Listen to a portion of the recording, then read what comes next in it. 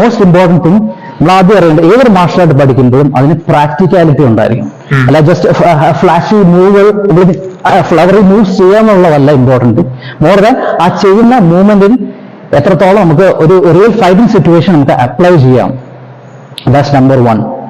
Number 2, ആ martial art നമുക്ക് life long practice ചെയ്യാൻ പറ്റണം. That's another important thing. കാരണം നമുക്ക് എല്ലാവർക്കും അറിയാം ഹെൽത്ത് എല്ലാ മനുഷ്യനും എത്ര ഇമ്പോർട്ടൻ്റ് ആണ്. നമ്മൾ ശ്വസിക്കുന്ന ഓരോ സെക്കൻഡും, അല്ല ദാറ്റ് മീൻസ് നമ്മൾ ജീവിച്ചിരിക്കുന്ന ഓരോ സെക്കൻഡും നമുക്ക് ഹെൽത്ത് ഇമ്പോർട്ടൻ്റ് ആണ്. ബിക്കോസ് ഈ കൊറോണയ്ക്ക് വന്ന സമയത്ത് നമ്മൾ കണ്ടാണ് എത്ര ചെറുപ്പക്കാർ 23-24 വയസ്സായ ചെറുപ്പക്കാർ മരിച്ചതാണ് അല്ലെ. അപ്പൊ നമുക്ക് ആ മാർഷൽ ആർട്ട് ട്രെയിൻ ചെയ്യുമ്പോൾ നമുക്ക് ആന്തരികവും ഓർ ഇന്റേണൽ ബാഹ്യവും അല്ലെങ്കിൽ എക്സ്റ്റേണൽ ഫിറ്റ്നസ് നമുക്കത് തരുന്നതായിരിക്കണം.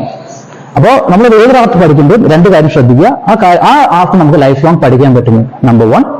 നമ്പർ 2, ആർട്ടിന്റെ ആ ചെയ്യുന്ന ടെക്നിക്സിന്റെ പ്രാക്ടിക്കാലിറ്റി, ഇത് രണ്ടും